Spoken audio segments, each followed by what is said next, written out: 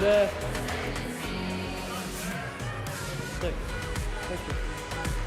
Il-lejla tajba minn ħalluqa.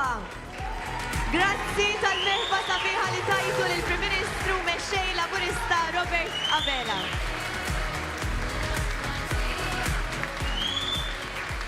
Edinaw ħalluqa llum sabiex nwittu triqtna għat-8 ta' Ġunju bit-tema is-saħħa lil Maltin.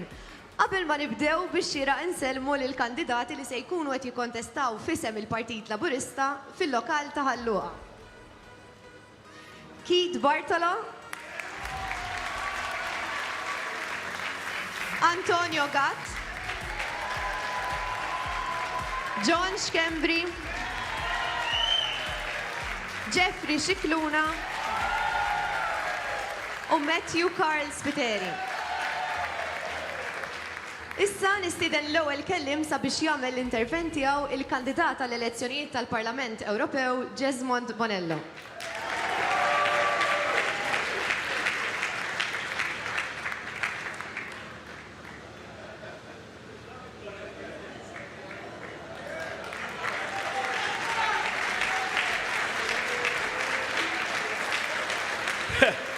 F'dil-kampanja elettorali bidlu li darbtejkun jom, darba Gallia Marshall, ma nafx minn fejn ġabuh, issa Bonello, mażum. Ħbib tiegħi minn ħalluqa Laburisti u Soċjalisti. Jiena ma ħalluqa għandi ftit irbit għax il-familja Tommi minn ħalluqa tal-Fjur. Għaluli li jekk jivvotaw li kollha hemm hemmhekk ara minn tal-familja ta' ommi. Insomma, jiena illum nixtieq nibda u permettuli infakkar il-memorja ta' trade unionista ħabib tal-qalb u l-allim tiegħi l-ex segretarju ġenerali tal-Workers Union Tony Zarb.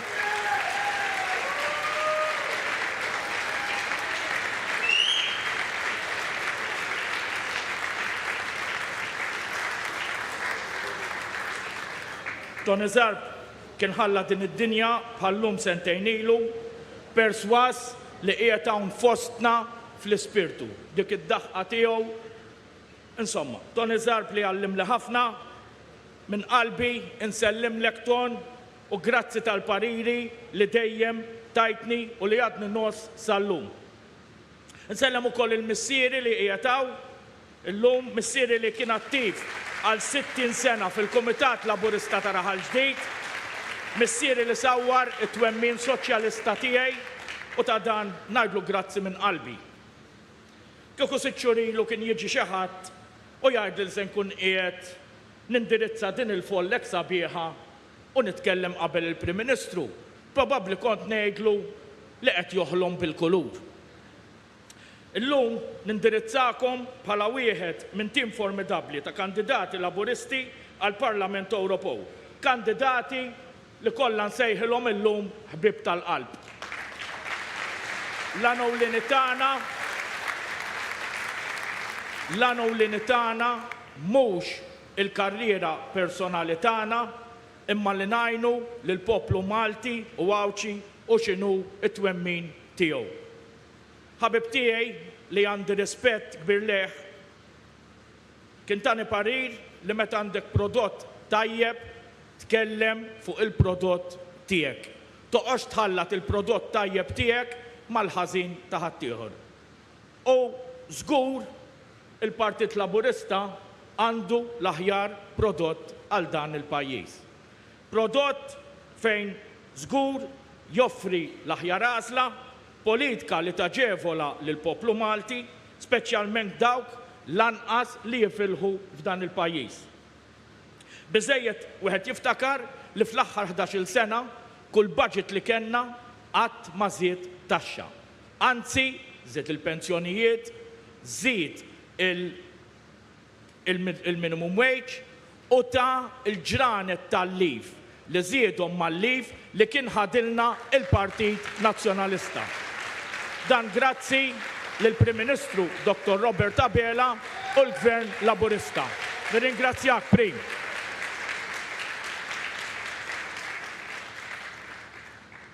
Wara l-pandemija, il-qagħda internazzjonali Gvern Laburista kellu kull skuża biex jolli il-prezzijiet tal-fuel u prezzijiet oħra.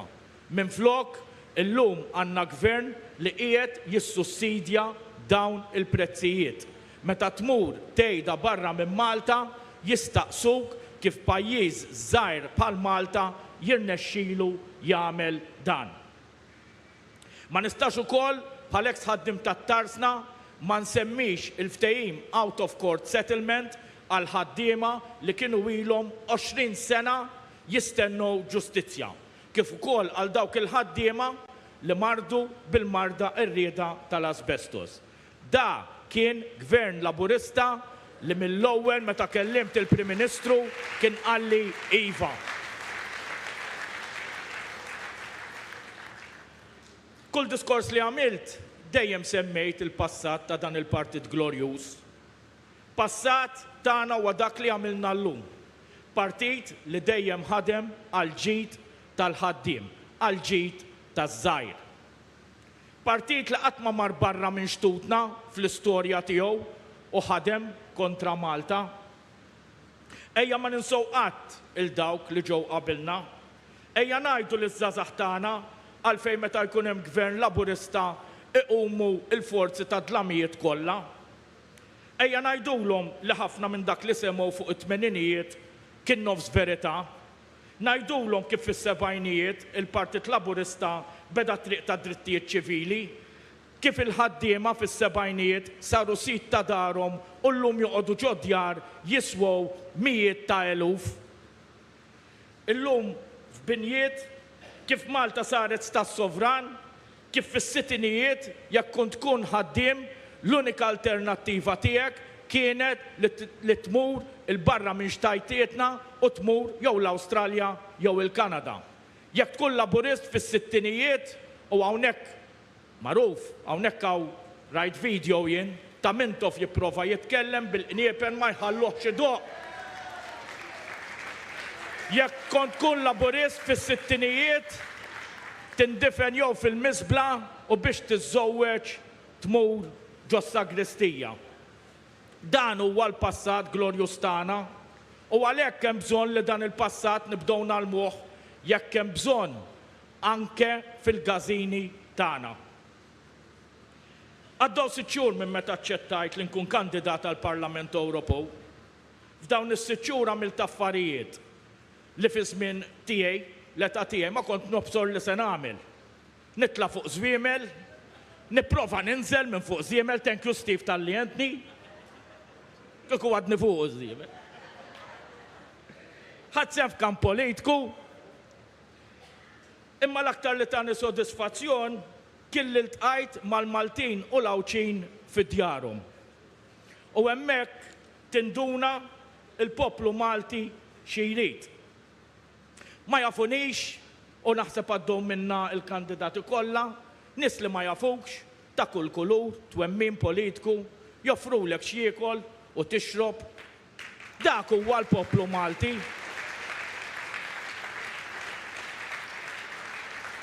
Poplu b'qajb kbira. Ovvju, għax hemm min irid jagħmillu gwerra lil dan il-poplu. Ovvju li min irid jagħmel din il-gwerra qatt ma ħabbat bibien biex jara l-poplu eżatt xi jrid. Kieku jħabbat il-bibien ma jmurx biex jiddikjara gwerra kontra dan il-poplu ta' qalb kbira u għajpa li min jagħmel dan għax jekk ikisser l-ekonomija Maltija bil-ħsara li jagħmel barra l-pajjiż ibagħat il-poplu kollu. L-arb se jbagħtu l-laburisti biss u laqqas se jbagħtu n-nazzjonalisti biss. Kulħadd ibagħti. Jien qabel l-2013 kont nitla' Brussels. Dejjem ħdimt favur Malta, qatt ma ħdimt kontra l-pajjiż. Dak għax Malta għalija tiġi l-ewwel u qabel kollox. Ma semmejtx in-naħa l-oħra, ħansemmihom biċċa żgħira. Il-ġimgħa l-oħra ġabuni fuq in-nett. L-ewwel nett mill-qiegħ ta' qalbi nirringrazzjahom tal-ispot li għamlu li b'xejn waqt l-aħbarijiet. Dan għax tkellimt fuq is-soċjaliżmu. Illum sentihom skup. Ħanejda bil-mod ħalli iġibu itwal, kollhom iktar biex jimlow. Jien twilit soċjalista, ngħix ta' soċjalista u semmut soċjalista, għax jien qatt ma ddejjaqt ngħid li jien soċjalista. Inkunx elett jew le, dak fidejkom ħbib tiegħi. Biżgur jien fl-10 ta' Ġunju ikun xinkun inkompli nagħmel dak li inni nagħmel fl-aħħar 9 snin. Jiġifieri ngħin il-kull min jiġi qudiemi ġewwa l-Workers' Union jew bħala MP fejn jiena ngħin il-kulħadd qatt ma ħarist lejn kulur, qatt ma ħallist lejn bniedem x'jemmen u ma jemminx. Dan jista' jaħilfu kull min ġie qudiemi. Nhar 8 ta' Ġunju għan-nażla. Partit Laburista immexxi minn Dr. Robert Abela, Prim Ministru, jew Partit Nazzjonalista li onestament ma nafx minnu eżatt il-kap tiegħu. Għalhekk nhar 8 ta' Ġunju nivvutaw lil kandidati kollha tal-Partit Laburista kemm tal-MPs u kemm tal-Kunsilli Lokali. Dan biex inkomplu nsaħħu il-Partit Laburista fil-Gvern. Jiena nemmen li bil-Partit Laburista fil-Gvern immexxi minn Dr. Robert Abela, Malta tkompli timxi il-qoddim fis-sliem biex ikompli tingħata s-saħħa lil Maltin. Grazzi ħbib tiegħi.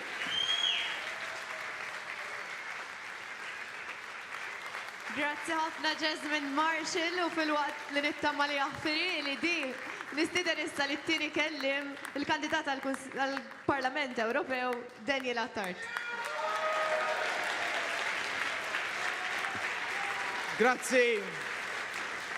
Grazzi għall-luqa, però fuq kollox. Grazzi lil ħafna attivisti, delegati, kumitati, kunsilliera tal-Partit Laburista, dawk kollha illi tant jagħmlu ħidma minn wara l-kwinti għax il-Partit Laburista mhux biss it-tmexxija, mhux biss l-amministrazzjoni, mhux biss aħna l-kandidati li tant nidru fuq it-televiżjoni u kullimkien, imma l-Partit Laburista huwa intom is-sinsla tiegħu illi mingħajr il-ħidma tagħkom ħafna drabi fiskiet ma jkollniex l-opportunità li nagħmlu kampanji daqstant b'saħħithom kif għamilna fl-aħħar ġimgħat u kif se nkomplu nagħmlu fil-jiem illi ġejjin.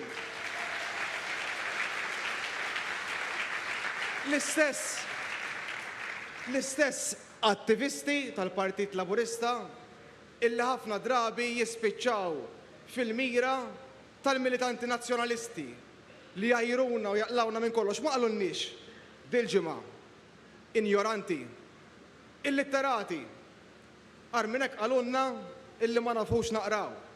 Naturalment ma ġara xejn, ma jinkwetaw xejn, għax l-importanti illi nafu nivvotaw.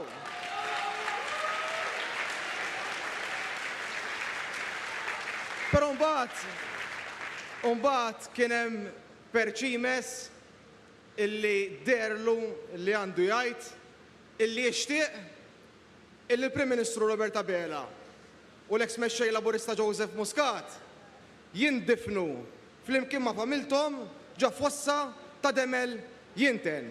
Ekxta, tafu għal minnet nirreferi.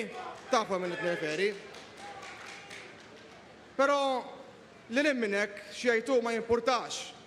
Tajtkom kelma ftit ta' xurilu illi veru għanna nkunu kalmi, pero ma' nix nkunu passivi. Illi ma' nix nħallu kollox għaddej. U dik il-kelma zammejta ma'kom, mortant il-Kommissar tal-Pulizija, tlabtu jiproċedi u l-lum fil-qorti is-Sur Leone Ganato ħadak li ħaqqu sentenza taħtija bil-libertà ikkondizjonata. U l-lum qiegħtaw biex nġedded dik il-kelma ma'kom. Il-kelma illi kemm il-darba ġobkom ittuni l-fiduċja tagħkom fit-8 ta' Ġunju li ġej, ma nkunx biss vuċi oħra ma ta' sħabi fil-Parlament Ewropew, ma nkun it-tarka tagħkom, it-tarka tal-Maltin u l-Awċin. Għax jekk ħadd ieħor irid jagħmel gwerra fuq il-Maltin, jien irid ikun it-tarka tal-Maltin u din ngħidha b'konvinzjoni. Ngħidha minn qalbi għax jien wieħed minnkom kbirt fostkom minn attivist żagħżugħ ta' 14-il sena taħt Alfred Sant għal ġurnalist fil-Kamra tal-Aħbarijiet ta' Wannu Sindku Laburista taħt Joseph Muscat U llum bi kburija ngħid li jiena wieħed mid-9 kandidati tal-Partit Laburista, kandidat taħt it-tmexxija tal-Prim Ministru u tal-mexxej tagħna Robert Abela. U ngħid dan bib.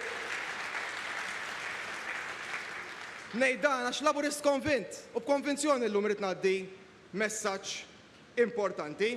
10 ijiem oħra għandna żewġ elezzjonijiet qudiemna, dik tal-Parlament Ewropew u dik fi 68 lokalità madwar Malta u għawdex aħna hekk il-koll konvinti, kollha nafu se nagħmlu, nafu li se noħorġu fis-7 ta' filgħodu nsamru il-vot tagħna l-kandidati kollha tal-Partit Laburista. Però nafu wkoll li hawn min fostna li għadu mhux konvint. Għadu mhux konvint se jagħmel fit-8 ta' Ġunju. Aħna ġejna qudiemkom b'manifest elettorali, bi proposti, b'viżjoni ta' x'Malta rridu, ta' x'lokalitajiet irridu. Ħadd ieħor offra biss inkjesta maġisterjali, provokazzjoni, intimidazzjoni, diżobbedjenza pubblika u diżobbedjenza parlamentari. U allura, minkejja dan, ir-risposta tagħna tkun li nibqgħu kalmi, però kif qedtilkom mhux passivi lil dawk in-nies illi llum għadhom mhux konvinti, illum ħanejdilkom bl-iktar mod ċar, tmerruhomx, imorru nkellmuhom, nisimgħu għalfejn, però fuq kollox ngħidulhom għalfejn aħna konvinti illi nivotaw. Jien l-ewwel wieħed, konvinzjoni ngħid illi dan il-gvern bin-nuqqasijiet kollha tagħna tejjeb il-kwalità tal-ħajja ta' tantu tant nies illi llum iva qed jgħixu aħjar milli kienu jgħixu 20 sen ilu, 15 sen ilu, 10 sen ilu. Qed jgħixu aħjar. U veru, illum il-ġurnata forsi nieħdu kollox for granted. U ninsew illi dan il-gvern għal budget wara ieħor, sena wara oħra nżid il-pensjonijiet, iżid il-children's allowance, jibqa' jagħti child care b'xejn, jagħti servizzi tal-IVF, jibqa' jissussidja l-kontijiet tad-dawl u l-ilma, jibqa' jissussidja il-prezzijiet tal-fuel, jibqa' jagħti trasport b'xejn għall-iskejjel, jagħti trasport pubbliku b'xejn fuq l-art u fil-baħar, veru. Drajnihom dal-affarijiet, nieħdu kollox for granted. Però ejja ma ninsewx illi dan huwa l-unika gvern, mhux biss Malta, fl-Ewropa, jekk mhux fid-dinja, illi hawnhekk intom kollha ma tistaqsux f'Ottubru u f'Novembru il-gvern se joħdilna, però tistaqsu biex sejtina l-gvern Laburista, dak li tistaqsu. U allura ħbib tiegħi, quddiem dan kollu jien irid nagħmilkom mistoqsija.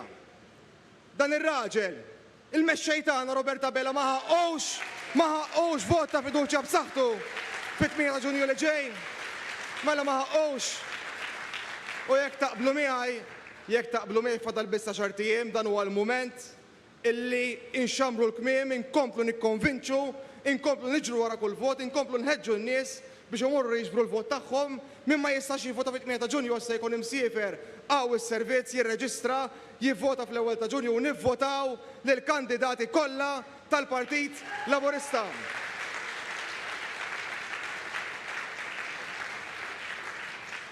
U jekk dan kollu mhux biżżejjed, ma rridx infakkarkom jien tafu x'għamlu l-Ewroparlamentari Nazzjonalista fil-Parlament Ewropew, x'għamel David Casa l-ewwel wieħed illi minn issa bib mhux nibbowjaw imma nivvotaw fit-8 ta' Ġunju. Però lil minn hekk tafu x'għamel David Casa l-ewwel wieħed illi minn issa jiddikjara illi se juża l-mezzi kollha tiegħu biex jaħdem kontra Malta, dawn in-nies dejjem kontra Malta meta jkun hemm gvern Laburista. Ħaseb li se jbeżżana. David Casa, jien il-David Casa ngħidlu, inti uża l-mezzi kollha li trid, imma lili ħassibni hemm flimkien ma' sħabi l-kandidati tal-Partit Laburista biex niddefendu lil Malta tagħna għaliex aħna favur Malta dejjem u għalhekk kull meta jistaqsuni jgħidu l-isma'. Inti mhux Daniel illi ħireġ għall-Ewropa u jiena r-risposta tiegħi dejjem tkun le. Jiena Daniel illi ħireġ għal Malta.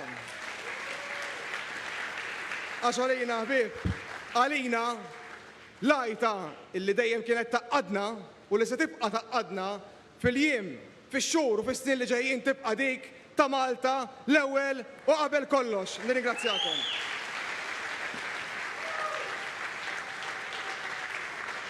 Grazzi Daniel.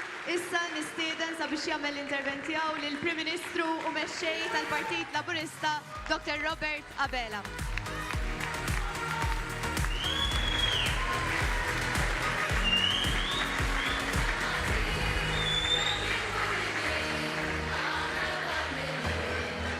Grazzi għall-luqa ta' dil-merħba verament sabiħa, grazzi minn qalbi. U kontent li qed nitkellem minn hawn illum propju ftit metri l-bot minn fejn għal tant żmien kelli l-uffiċċju tal-kostitwenza tiegħi.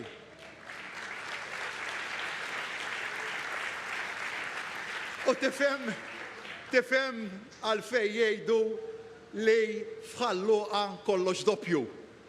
Kemm intom poplu ta' qalb kbira, poplu ħabriki li jmitt idejh għal kull ma hemm bżonn. U huwa propju dal-ispirtu illi qed jagħmel minn dan il-pajjiż wieħed ta' tant suċċess. Iva dal-pajjiż suċċess kien, għadu u se jibqa' suċċess. U tafu bis-saħħa ta' min? Bis-saħħa ta' kull wieħed u waħda minnkom li tajtu s-saħħa lil dan il-partit li min-naħa tiegħu mbagħad dejjem żamm kelmtu magħkom. U llum, propju llum, ħarġu l-ewwel riżultati ta' tkabbir ekonomiku għal din is-sena u saqsuni ma tgħiduli għalina għaliex huma importanti dar-riżultati. Għax għalina it-tkabbir ekonomiku mhuwiex il-punt tal-wasla, għalina dak huwa l-punt ta' tluq biex imbagħad b'dak il-ġid li jiġi mit-tkabbir ekonomiku ninvestu fikom fl-infrastruttura, fis-saħħa, fl-edukazzjoni u fl-ambjent. Fl-ewwel 3 xhur ta' din is-sena pajjiżna kiber ekonomikament brata fenomenali 4.6%. 15 ilu mbagħad ħarġet statistika Ewropea fuq l-andament ekonomiku madwar l-Ewropa kollha. Tafu kif marret l-ikbar ekonomija fl-Ewropa, jiġifieri dik tal-Ġermanja, l-ekonomija tagħhom naqset u mhux żdiedet. Tafu intom kemm kibret l-Unjoni Ewropea kollha? 0.4%. Tafu xi jfisser dan? Li aħna kbirna 12 darba aktar minn kemm kibru il-pajjiżi Ewropej ta' madwarna. Dik hija s-saħħa tal-pajjiż tagħna. Dik hija s-saħħa tagħkom. Dak huwa r-riżultat tal-bżulija tagħkom. U x'ma tkunx gburi li tkun il-Prim Ministru ta' Malta. Erġajna għal darb'oħra rnexxielna nkunu l-aqwa fl-Ewropa. U madwar l-Ewropa kollha mal-temp u aħna hekk nibqgħu għaddejjin il-qudiem. U nibqgħu għaddejjin il-qudiem għax għandna pjan ċar għal pajjiżna l-programm, il-manifest Malta flimkien 1000 proposta li tajtkom kemm sentejn ilu illi se jsiru 1000 kisba għal pajjiżna. Iva dan huwa l-aktar pjan ta' gvern ambizzjuż fl-istorja kollha ta' pajjiżna. Imma sakemm aħna nibqgħu maqudin flimkien xejn ma jwaqqafna milli nwettquh kollu kemm hu dak il-manifest. Jistgħu mhux joħolqu inkwiet tal-establishment, jistgħu mhux itellgħu il-sħabi tal-kabinettu lili fil-qorti. Jiena kont ċar ħafna sentejn ilu, tajtkom kelma waħda illi jekk tatuni l-ewwel mandat tiegħi jien ma kont se nieqaf quddiem xejn biex dak li vvutajtu għalih inwettquh kollu kemm hu. U jien bħalkom il-luqin meta nagħti kelmti ma mmurx lura minnha.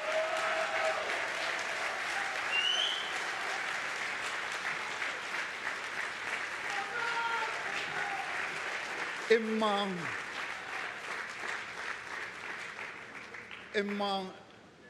irrid nistqar magħkom. Nistqar li soda kemm hija soda d-determinazzjoni tiegħi. Mingħajrkom warajja jiena ma jien xejn. Fikom is-saħħa, dik hija l-bażi tad-demokrazija li jien tant nemmen fiha. Li intom il-kotra, intom il-bidu u tmiem, intom tiddeċiedu dak li jsir f'pajjiżna u huwa proprju dak li l-establishment baqa' ma fem qatt. Li jemnu kemm jemnu u jemnuh da verament illi għandhom xi dritt divin għal poter, il-verità hija li intom kull wieħed u waħda minnkom tħollu u torbtu kollox. Għalhekk il-kisbiet ta' dan il-pajjiż huma il-kisbiet tagħkom, mhux tiegħi, tagħkom, ta' kull wieħed u waħda minnkom. Fikom hemm is-saħħa. F'dan il-pajjiż isir dak li tridu intom. Dik il-karta li ġewwa qasmulkom, il-karta tal-vot, dik hija l-iktar ħaġa, l-iktar għodda b'saħħitha f'pajjiżna. Ftakru kemm iġġieldu missirijietna u ommijietna propju għal dak id-dritt tal-vot. Kemm issielet dan il-partit tal-ħaddiema biex dak id-dritt ikun tagħkom. L-ewwel tal-irġiel kollha mingħajr distinzjoni, wara mbagħad tan-nisa kollha u issa anka ta' dawk ta' 16-il sena. Għalhekk żommu s-saħħa f'idejkom. Konna aħna wkoll il-partit illi iġġieled bis-saħħa propju biex is-saħħa tkun tal-kotra, tal-poplu.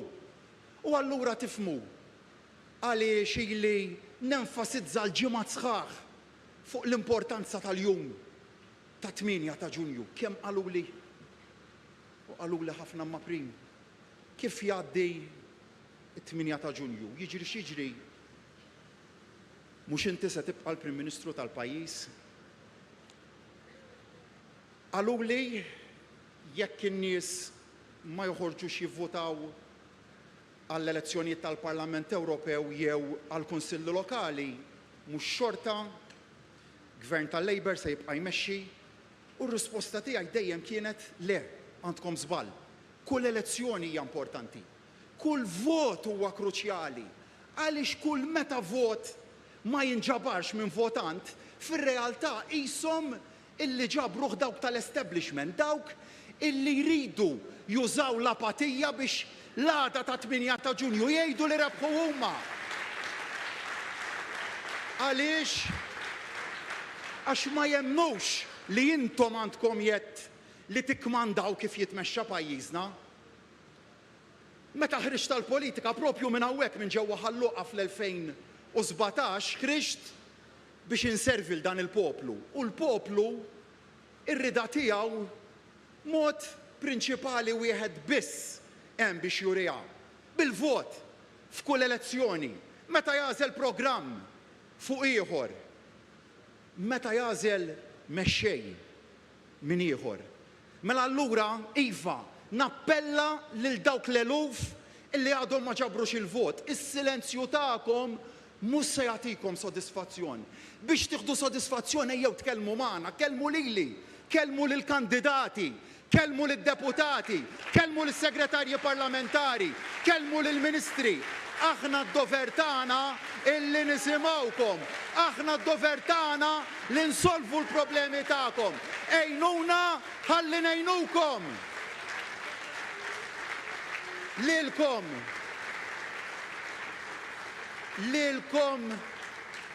li ġbartu l-vot inħeġġiġkom jekk inqalat xi ħaġa u ma tistgħux tivvotaw fit-8 ta' Ġunju kif semma Daniel, hemm l-ewwel ta' Ġunju, is-sibt li ġej. Faċli immens tirreġistra. Titilfux iċ-ċans li semmaw leħilkom. Morru għall-early voting. U lilkom illi ġbartu l-vot u qegħdin tistennew il-jum ta' 8 ta' Ġunju intenni lilkom is-sejħa tiegħi. Meta tkunu waħedkom b'dik il-polza tal-vot qudiemkom, f'dak il-mument intom għandkom id-destin ta' pajjiżkom illi qiegħed f'idejkom, f'dak il-ftit momenti. Id-deċiżjoni tagħkom għandha saħħa totali. Għandkom saħħa illi biljuni ta' nies madwar id-dinja m'għandhomx. Għandkom saħħa li għal mijiet ta' snin l-Awċin u l-Maltin ma kellhomx. B'dak li se tagħmlu u b'dak li se tiddeċiedu se tittieħed id-deċiżjoni jekk Malta hux se timbotta għal Ewropa ta' paċi u mhux għal Ewropa ta' gwerra.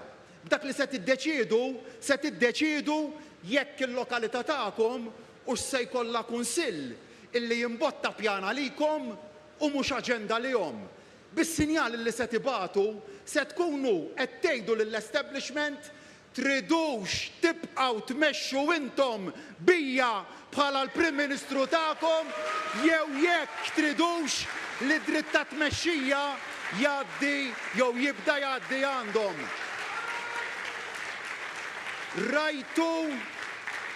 Rajtu x'kapaċi jagħmlu meta dan il-moviment qed igawdi l-akbar mandat elettorali u popolari li qatt ingħata f'elezzjoni ġenerali. Immaġinaw biss x'se jagħmlu jekk jaħsbu jew jibdew jemmnu li l-poplu issa diżinteressat jew illi xeba imexxiju. Kull vot mhux mixħud għal Partit Laburista huma se jdawruh u jinterpretawh bħala vot mixħud għalihom. Vot biex l-arloġġ jibda jitraġġa lura. U smajtuhom ġabdew ħerġin bl-eroj tagħhom Luis Gallia, Austin Gatt, Lawrence Gonzi, Simon Busuttil, rajtu kemm taw prominenza lil David Casa u lil Jason Azzopardi ma ddejqux jiddikjaraw gwerra qaddisa qabel il-vot, aħseb wara x'ġej wara. Però jien issa ndur fuqkom u nsaqsikom lil dawn tridu intom, jew tridu tkunu miegħi, jew tridu tkunu miegħi għall-moviment tagħkom, jew tridu tkunu miegħi għal Għawdex u għal Malta. Jien qatt ma bżajt inkun hemm għalikom, issa għandi bżonn l-għajnuna tagħkom. Għatu mill-ġdid sinjal ċar li intom sovrani, għatu mill-ġdid sinjal tal-qawwa tal-moviment tagħna. Is-saħħa f'idejkom, is-saħħa lill-Luqin, is-saħħa lill-Awċin u s-saħħa lill-Maltin. Grazzi.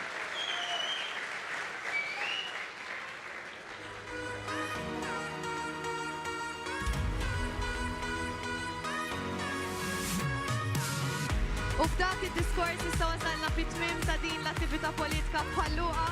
Infakkarkom fil-masra li ta' nhar il-ħadd fiż-Żejtun u wkoll fit-Together in Concert nhar is-6 ta' Ġunju. Il-kumplament tal-lejla tajba.